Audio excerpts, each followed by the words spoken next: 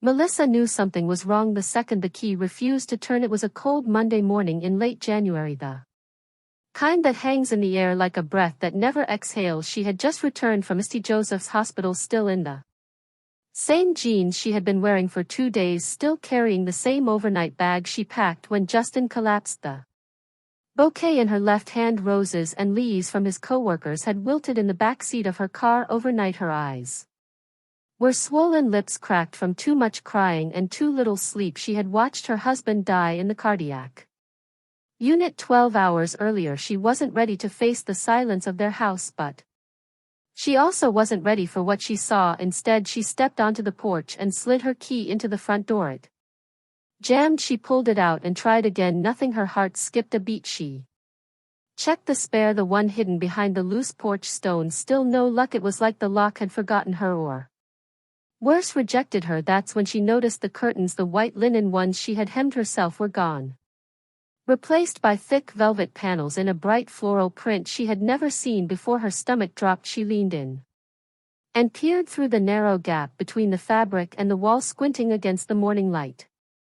Inside, the living room was full of boxes. Cardboard towers stood where there used to be clean space. A pink velvet pillow sat on her reading chair. A floral teacup rested on the coffee table. And then she saw her Lucy Abel, her mother-in-law, wearing a navy cardigan and a smile that made her blood run cold. She was sipping tea, Melissa's tea from the wedding china she and Justin had saved for 3 years to buy. Across from her, casually tossing throw blankets into a basket, was Kate, Ael, Justin's younger sister. They were laughing, moving in like Melissa didn't exist, like Justin hadn't died the night before. Melissa knocked. No answer. She knocked again, louder this time, fists trembling, throat raw. After what felt like forever, the door cracked open. Lucy's figure filled the frame, composed and calm, her arms folded tightly across her chest, like she had been waiting for this moment. "Melissa," she said, tilting her head, "didn't expect you so soon.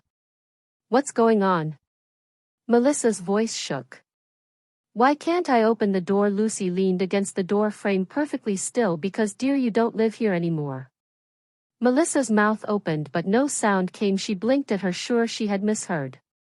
"Excuse me." Lucy's smile didn't move. "Justin paid for this house, my son, not you. There was no prenup, no child, and no real contribution on your part. It's time this house returned to his real family." For a moment Melissa thought the cold she felt came from the weather, but it wasn't. It was coming from Lucy. "I'm his wife," she whispered. "We bought this house together. I refinanced it when his business failed." "Oh, please," Lucy said, waving a dismissive hand. "You played house while he worked. Now that he's gone, your lease is up." Behind her, Kate appeared with 2 of Melissa's serving plates in hand. "You left the side door unlocked when you went to the hospital," she said with a smirk. "We figured you wouldn't mind." Melissa's knees wobbled. She laughed, not from humor but from the kind of hollow, stunned disbelief that bubbles up when reality hits too hard. "What's so funny?" Lucy narrowed her eyes. Melissa steadied herself, wiping away a tear. She wasn't even sure if it came from sadness anymore. "You're unpacking pillows and pouring tea in a house you think belongs to you," she said slowly, "but you have no idea what you've just stepped into." The smile on Lucy's face faltered for just a second. That was all Melissa needed. She turned and walked back to her car. Her keys were useless now, but she had something better, something Lucy didn't know about, and by the time she was done Lucy would wish she had never touched a single cup in Melissa's kitchen 2 years earlier, almost to the day Melissa sat on the edge of their front porch, this very porch. She was watching Justin run his hands through his hair in frustration. It was January then too, just colder, darker. His startup had collapsed the week before. The bank had frozen his business accounts. His credit score had dropped. She remembered how he couldn't even look at her directly when he said it. They might take the house. Melissa, he wasn't a weak man, but that day she saw him cracked open in a way she never had before. It was the same house Lucy now claimed belonged to the real family. Melissa made a decision the next morning. Quietly, without telling Justin, she got dressed, drove to the credit union, and started the refinance process. She moved the mortgage into her name using the small savings she had been collecting since leaving her interior design job 10 years ago. She hadn't told anyone, not Justin, not her parents, and certainly not Lucy would have used it as proof that he had failed as a man. The process took weeks. She picked up a freelance job. To start making the payments, Justin never asked where the mortgage confirmations were going. He was too busy recovering emotionally and physically. She kept things afloat, fixed the faucet, budgeted the groceries, painted the hallway. She watched their home survive on the strength of her silence. Lucy, of course, never knew she only visited on holidays and never stayed long. She hated the South, thought Savannah was too humid, too soft, too forgiving. Melissa would hear her voice echo through the guest room. Justin, you were meant for more than this floral wallpaper and street jazz. And Justin would smile, that tired smile, and whisper to her later in bed, she just doesn't understand peace. Melissa never wanted to confront Lucy.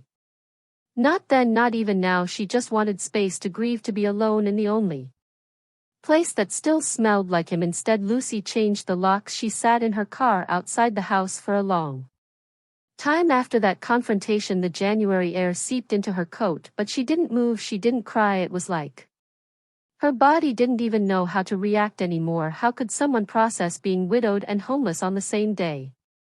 Eventually she drove to a motel just off Highway 204, a place that smelled of bleach, mold, and something vaguely chemical. She used Justin's emergency credit card, the only one still active, and rented a room for 3 nights. She sat on the edge of the bed staring at her bag. She hadn't packed clothes, just hospital papers, a book she never opened, and the last voicemail Justin had left her the night before his heart had given out. She played the voicemail once, then twice, then she shut her phone off. That night she didn't sleep. She kept picturing Lucy sitting in her chair, Kate eating off her plates, and the hallway filled with boxes of their things. They hadn't even let the body go cold before staking their claim the next morning.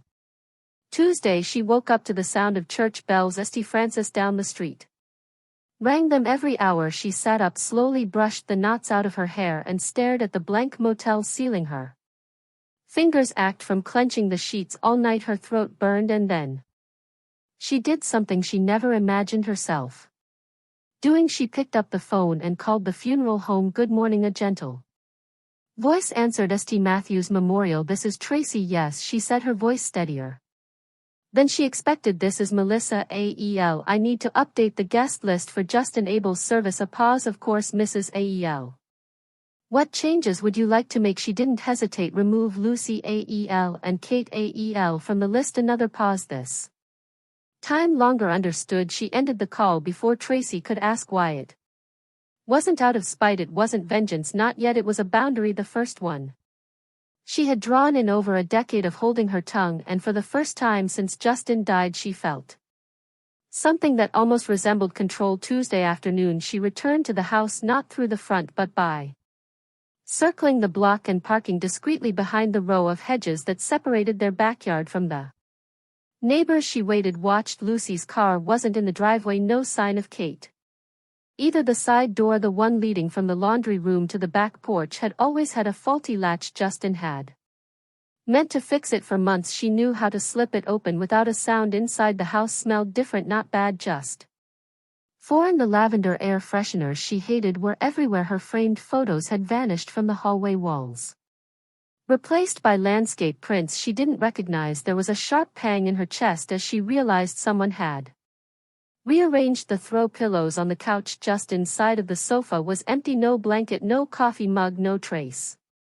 She didn't have time to mourn. She moved quickly. Justin's office was tucked in the back of the house between the guest room and the laundry room, a small windowless space filled with wires, books, and the smell of his cologne. Lucy had always hated that room. She called it a digital junkyard. That's why she figured Lucy wouldn't touch it. She was right. The room was just as he had left it, chaotic, overly organized in that way only he understood. Papers stacked into columns, receipts half-sorted, USBs labeled in his neat all-capital handwriting. She stood in the doorway for a moment, letting the silence settle around her like a second skin. Then she went to work. Top drawer, receipts from a freelance job. Second drawer, business cards, old flash drives, and a sticky note reminding him to cancel a dentist appointment. She rifled through them all, unsure what she was looking for, just chasing a memory or maybe a signature, anything that could tie him, this place, and her back together. And then she saw it, a slim black folder wedged between two instruction manuals on his desk across the top in his unmistakable hand. Postnup, do not discard. She froze. They had never signed a prenup. Not once. They married in their mid-30s, broke but in love, trusting each other completely. Justin had joked that paperwork ruined the romance, but a postnup. She opened the folder slowly. Inside were 3 printed pages on legal letterhead dated 2 weeks after their second anniversary. She scanned for her name, his name, signatures, terms, and there it was under a highlighted clause: in the event of the husband's passing, all jointly owned assets including real estate are to be transferred wholly to Melissa AEL unless otherwise specified in a last will and testament. There was no will, but this was binding. At the back of the folder she found a folded sheet of notebook paper. The handwriting was unmistakable, Justin's casual slant. Darker ink than usual for short lines. If you're reading this, it means something awful has happened. If mom tries anything, show this to your lawyer. You know how she is. Keep this safe. Mel, her breath caught. It was the first time she'd seen his handwriting since the hospital, the curve of the M in her name, the way he still signed just J, like a note passed. In class her knees buckled and she had to sit down. She read the note twice. 3 times. Her heart ached with something too complicated to name: grief, vindication, guilt, maybe even gratitude.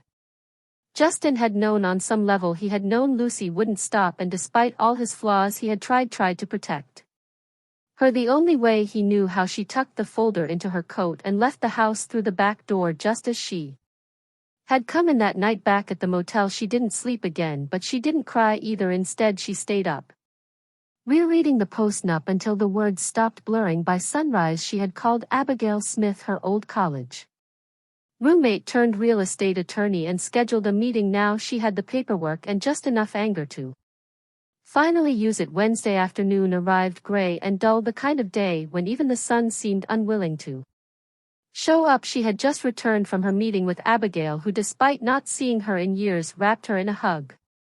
Like no time had passed. She didn't ask how she was. She just looked her in the eye and said, "We're going to make this right."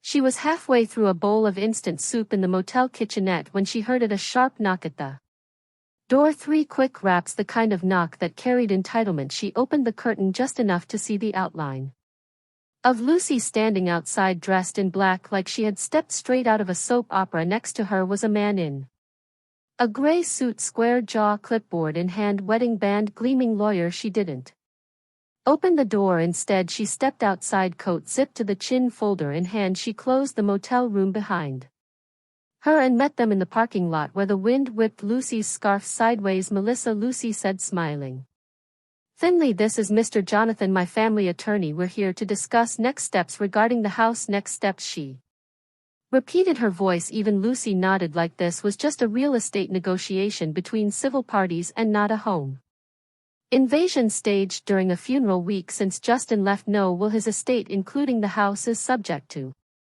division among next of kin as his mother and sister. We have legal rights. I'm his wife," she said, "the only legal spouse." Mr. Jonathan cleared his throat, already uncomfortable. "What Mrs. AEL means is that without a clear testamentary directive, probate law permits certain—" "I'm so glad you're both here," she interrupted, calm but firm. "Saves me a trip to your office." She held up the black folder. Lucy's smile faltered. "This is a notarized postnuptial agreement," she said, "signed 3 years ago. 2 witnesses, legal letterhead. It transfers all shared assets to me, the spouse, in the event of Justin's death." She let the silence sink in. Mr. Jonathan reached out. "May I see that document?" "No," she said quickly, pulling the folder back. "You'll get a copy through official channels. I've already retained counsel." Lucy's expression cracked just slightly. "You're bluffing," she hissed. "Am I?" she asked, stepping back toward her motel door. "Because if I'm bluffing, you should feel confident enough to go back to your car and celebrate. But if I'm not, then you've committed trespassing, unlawful entry, and you've tampered with property that doesn't belong to you." Mr. Jonathan subtly took a step away from her. "You don't get to win this time," Lucy said. Her voice was lower now, the venom barely hidden. "You were never part of our family. You stole my son from us." She tilted her head. "He wasn't a trophy. She replied, he was a man and I didn't steal him. You pushed him away the second he stopped living by your script.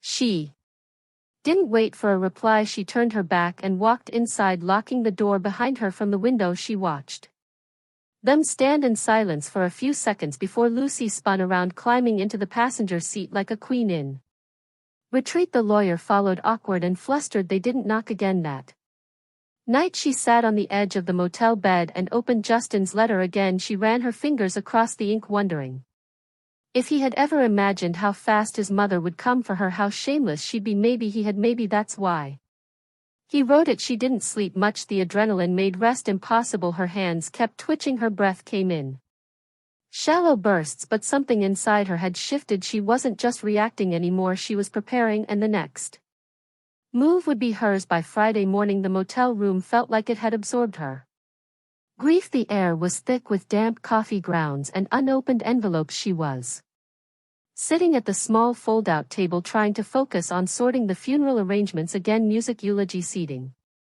plan, when she noticed the envelope. No stamp, no return address, just slid under the door. Sometime during the night she stared at it for a long time before picking it up. Inside was a neatly typed document from the Camden County Probate Court. The letterhead was crisp, the ink was fresh, her name was printed in bold near the top, Melissa AEL, respondent. Her pulse jumped. To whom it may concern, this court has received a formal petition filed by Mrs. Lucy AEL, mother of the late Justin AEL, challenging the validity of the property transfer and postnuptial agreement dated June 5, 3 years prior. The petitioner alleges that undue influence, mental distress, and coercion may have impacted the decisions of Mr.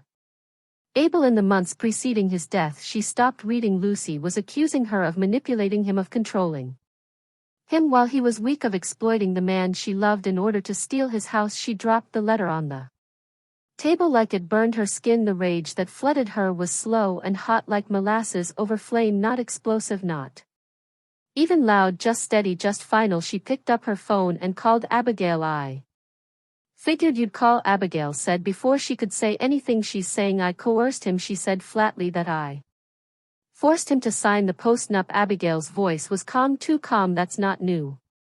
It's what people do when they don't have legal footing. They sling mud and hope something sticks. She wants to take everything, she whispered, not just the house. She wants to rewrite who he was, who we were. She wants control. Abigail corrected, this isn't about money, Melissa. It never was. She stared at the corner of the ceiling, feeling the cold motel air wrap around her ankles. I want to fight her, she said aloud, her voice firm, not just stop her, I want to destroy her. There was a pause on the other end of the phone, then Abigail's tone changed, steel under velvet. Good, but we do it smart, she said. You don't speak to her, you don't respond, you let me build this like a wall, one brick at a time. They hung up. She stared at the court letter for a long time, then folded it, slid it back into the envelope, and tucked it into her suitcase. That afternoon she received a text message from a number she hadn't seen in over a year. Stephen Harding, Justin's former business partner.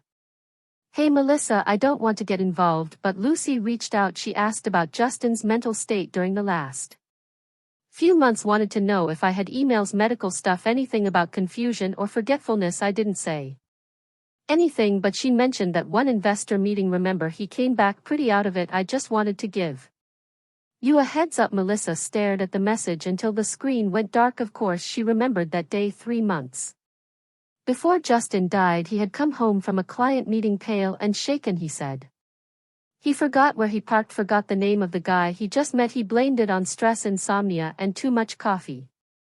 But Lucy must have gotten wind of it. She was building a case. If Lucy could convince the court that Justin hadn't been of sound mind, even if it was only circumstantial, she could unravel everything. Undue influence was hard to disprove, especially if it came with whispers, with concerned family and unanswered questions. That was the moment Melissa remembered something Justin had said almost offhand one night after dinner. I have an appointment at St.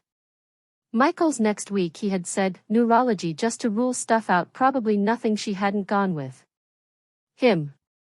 He told her not to worry. Melissa scrambled off the bed, yanked open her suitcase, pulled out the folder of documents and dumped them across the bedspread. She tore through everything Utility bills, mortgage receipts, old birthday cards, even a dentist reminder, then tucked inside a pile of unopened mail from 3 months ago. She found it, a sealed envelope from St. Michael's Neurology Clinic. She opened it with shaking fingers. Dear Mr. Abel, following your recent cognitive assessment, we are pleased to inform you that your results fall within the normal range. No signs of early cognitive decline were detected. She read it 3 times before she finally let out the breath she'd been holding for a week. He had been okay, and now she had proof. Monday morning, 1 week since Justin died, 5 days since Lucy filed the petition, 72 hours since Melissa found the neurologist letter that would change everything. The courthouse on Montgomery Street was cold.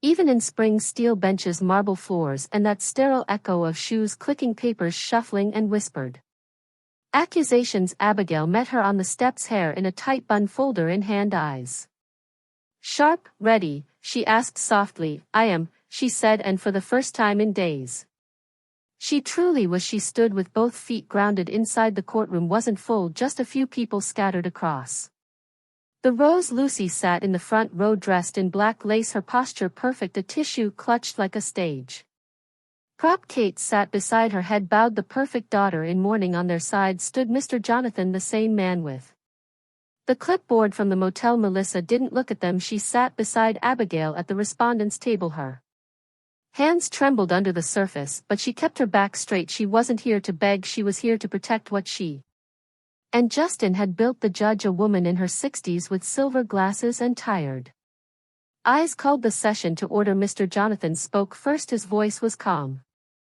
gentle, meant to make Lucy look like a caring mother, not a bitter one. He talked about Justin's sudden death, about unanswered questions, about documents signed during times of emotional stress. He didn't use the word coercion, but it hung in the air like smoke. Lucy cried once, right on cue. Then Abigail stood. She didn't perform, she didn't raise her voice, she just laid down the facts like cards in a poker game. The notarized post-nup, the house deed in Melissa's name, mortgage payments made solely from Melissa's account, and finally the letter from St. Michael's Neurology, signed, dated, sealed. Abigail handed the copy to the judge and said just one sentence, this is dated 3 months before Mr. Abel's death, and confirms his full mental capacity. The room fell silent. Mr. Jonathan stammered, trying to pivot. Even so, Your Honor, we must consider the emotional dynamics. Do you have documentation? The judge asked flatly. Medical records, testimony from a licensed physician, any evidence of diminished capacity? He hesitated. No, Your Honor. Then I see no grounds. The judge said, already writing the postnuptial agreement is legally binding. The deed is in Mrs. Abel's name.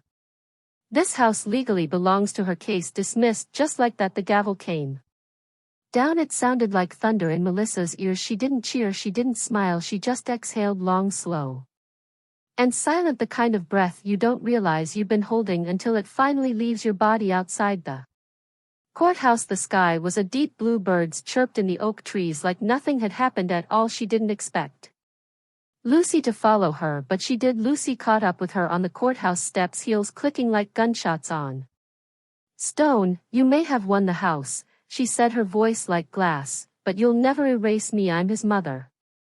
Melissa turned slowly. You already erased yourself, she said. Lucy blinked. What? You erased yourself the moment you tried to rewrite who he was, the moment you broke into our home, stole his things, lied under oath. Justin knew who you were, Lucy. That's why he wrote the letter, that's why he signed the post-nup. Lucy's face cracked. Not much, but enough. Melissa leaned in. And if you come near me again, I won't need a courtroom to protect myself. I've already filed the restraining order. Lucy stepped back. You can't keep me from his funeral, she hissed. I already did, Melissa said calmly. I called the funeral home the morning after you changed the locks. Your name is off the list. If you show up, they'll escort you out. Lucy's mouth twisted. You vindictive little. No, Melissa said, cutting her off. I'm not vindictive, I'm free. And she walked away, head high. Not once did she look back. The chapel smelled like lilies and cedar polish. It was Tuesday, exactly 1 week after Justin's heart gave out. The service had been scheduled for noon, but by 11:15 the pews were already filling. Friends, neighbors, a few of Justin's old clients Some had driven in from Atlanta, others from Charleston. Many hadn't seen her in years. "I'm so sorry," they whispered as they hugged her. "He loved you so much. He always talked about your garden plans. He said you were the only calm he ever knew." She nodded, smiled softly, and swallowed words she couldn't afford to speak. Abigail arrived just before 11:30 and sat quietly near the front, not as her attorney today but as a friend. She didn't say anything she didn't need to. The musicians tuned quietly in the corner. The minister stood near the altar flipping through notes. The urn sat on a small table wrapped in blue velvet, Justin's favorite color. She had chosen it herself, and then she saw them too.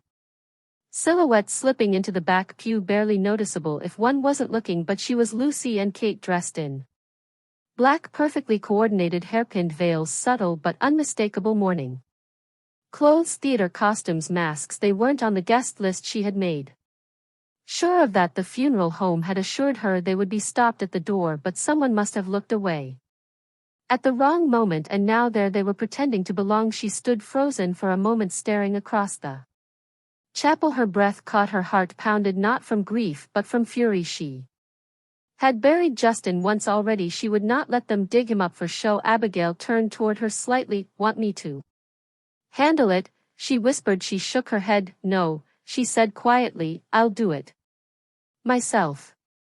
She walked slowly down the aisle, her heels echoing in the sudden silence. Every head turned. The music paused. Even the minister stepped aside, sensing something sacred in motion. When she reached the back, Lucy looked up. Her smile was small. Kate's eyes flickered away. "You're not supposed to be here," she said quietly. "We're not leaving," Lucy replied, voice low and proud. "I gave birth to him. Then you should have respected his wishes," she said. "I'm his mother and I'm his wife." Her tone didn't rise. "The only one he chose." Lucy straightened, defiant. "You can't stop me from mourning my own son." "Not mourning," she said, performing. Lucy blinked. "I will walk out right now," she added, "and I'll take the minister with me. We'll finish the service at a parking lot, at a kitchen table. I don't care, but you will not sit here and pretend you didn't try to erase him. You don't get to use his death for dignity you never earned." For a second no one moved, then Kate's voice broke the silence. "Mom," she said softly without meeting anyone's eyes,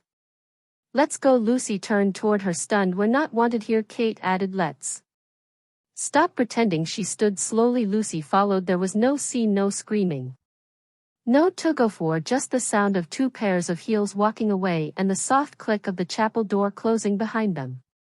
When she turned back toward the altar, the entire room exhaled. She walked slowly to the front. The music resumed. The minister nodded, and with her hands steady she stood before Justin's urn and said goodbye, not surrounded by liars, not interrupted by venom, but wrapped in silence, in truth, and in the love of people who actually knew who he was. And for the first time since he died, she felt peace. The day after the funeral, the house was silent, not the kind of silence that comforts, but the kind that watches, waits for someone to crack. She stood at the kitchen sink, in Justin's old sweatshirt, fingers wrapped around a chipped mug. The coffee had gone cold an hour ago, but she hadn't moved outside the window. The garden was bare, just turned soil and the beginnings of what would come later. Maybe if she could keep going. She turned around slowly, half expecting to see Justin sitting at the table humming some off-key song, legs kicked up like he always did, but the chair was empty. The mug was his, the silence was hers. She had survived the funeral, survived court, but she hadn't stopped waiting for the other shoe to drop. So when she looked out the front window and saw Lucy's car parked across the street, she wasn't surprised. It was early, barely 7 a.m. The engine was off. The windows rolled halfway down. A slow stream of cigarette smoke curled through the air. She sat still, hands resting on the wheel, staring straight ahead. She didn't knock, didn't approach, just watched. Melissa didn't move either. She didn't call Abigail. She didn't take a picture for evidence. She just picked up her coffee, walked calmly out onto the front porch, and stood there, barefoot, hair undone, mug in hand. She met her eyes. Lucy flicked her cigarette out the window. The car rumbled to life, and then she drove away. No threats, no shouting, no final word, just gone. But she knew it wasn't surrender, it was retreat, a reminder, her way of saying, "I still exist." Melissa went back inside, locked The door and exhaled. That night she didn't sleep, not from fear, not anymore, but from something quieter, heavier, like her body was still bracing for impact even when the danger had passed. For 3 days she didn't come back. Melissa spent them cleaning, sorting Justin's files, touching every drawer and surface he'd once used. The process was brutal, each receipt a memory, each pen with his bite mark a tiny cut to the chest. On the third afternoon she found his old gardening notebook, the one he used to fill with plans, doodles, dreams of a backyard space where things could grow without judgment. He had drawn marigolds, labeled every seed, even taped down a packet with a note for Melissa. One day, "When you're ready." She wasn't ready, but she went outside anyway. She dug where he marked, turned the soil with bare hands, planted every seed, watered them gently, sat beside them as the sun went down, and for a moment she forgot the lawsuits, the accusations, the funeral seating chart. She remembered his hands, his laugh, his stupid gardening hat, and when she went back to the front door that night she found the envelope. No stamp, no handwriting, just 6 words printed in bold block font on a sheet of plain paper: "This house will always be mine." She stared at it for a long time, then she laughed, not bitterly, not out of rage, just lightly, with something that sounded like release. She had nothing left, no claim, no proof, no presence, just 6 words from a woman who had already been removed from her will, her wedding, her life. Melissa took the paper outside, walked to the garden, dug a small hole in the soil under Justin's marigold bed. She buried the letter deep, covered it with earth and fertilizer. She thought maybe something good would grow from it. She brushed the dirt from her fingers and whispered, "You don't haunt me anymore." Then she went inside and made tea with cinnamon, because Justin always said grief needed something sweet. Spring came early that year. The air smelled like turned earth and lemon blossoms. The garden outside, once just dark soil and scribbled dreams in Justin's notebook, was beginning to stir. Shoots pushed through the dirt, small and stubborn. Green things fought their way toward the sun. Every morning Melissa watched them with coffee in hand, wrapped in Justin's flannel shirt. No muck-up, no expectations, just breath. She didn't hear from Lucy again, not a letter, not a phone call, not another car parked across the street. Whether it was the restraining order, or the garden, or simply the truth finally sinking in, she didn't know, and she didn't care. Lucy was no longer present, just a shadow in the rear-view mirror, a past tense. The house changed with the season. Melissa painted the guest room a soft sage green, took down the photos Lucy had replaced and put up new ones of her and Justin at the lake, of their dog Max before he passed, of sunsets they'd chased instead of arguments they'd avoided. She cleaned out the office but left one drawer untouched, his drawer not as a shrine, just as a promise. Some nights she sat by the window and talked to him aloud, about the garden, about the marigolds, about how somehow she was still here. She didn't expect answers, but sometimes the wind shifted just right, and she felt less alone. She also went back to work, not out of desperation but out of choice. She reopened her interior design business, small at first, one client at a time, a grieving widow who wanted to repaint her kitchen to feel less like his space, a retired couple building a sunroom to grow orchids, a young woman who had just left her fiancé and wanted her apartment to feel like hers again. They didn't know her story, but she saw pieces of herself in every one of them. She designed like she was planting, with care, with vision, with a quiet kind of power. One Saturday morning, as she trimmed back the rosemary in the kitchen window, she noticed an envelope had arrived by regular mail. No threats, just a check, a refund from the funeral home. The card inside said, "You handled everything with grace." Justin would have been proud. No signature, no return address, but she recognized the handwriting. It was Kate's. She tucked the note into the back of Justin's garden journal. It didn't change the past, didn't fix anything, but it was something, and something was enough. By early summer the marigolds bloomed in full, a burst of golden orange so bright they almost looked like fire. She sat beside them, barefoot, dirt under her nails, sun on her cheeks, and she whispered the final thing she needed to say. "I didn't win because I took something from you, Lucy. I won because I refused to let you take me." The wind rustled through the leaves. The chimes on the porch sang a soft, crooked song, and somewhere inside the air she could almost hear Justin laugh. "They always say that grief fades with time. It doesn't. It changes, it shifts, it softens at the edges maybe, but it never disappears, it just folds itself into your routine, into the tea you make in the morning, into the silence between songs on the radio, into the way your hand still reaches for someone who isn't there. Justin is gone, that is the truth.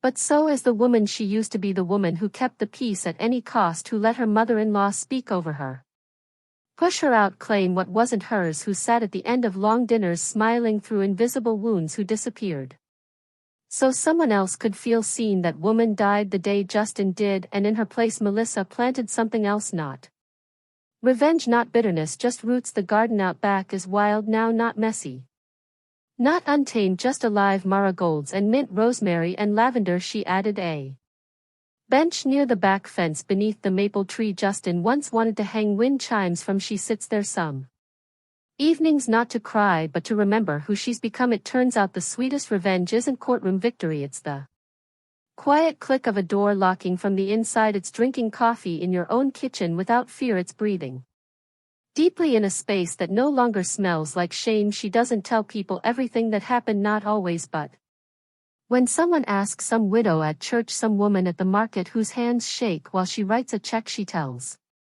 them the truth in pieces. She tells them, you don't have to be polite to someone who erases you. You're not selfish for locking your doors. You don't owe anyone access to your peace.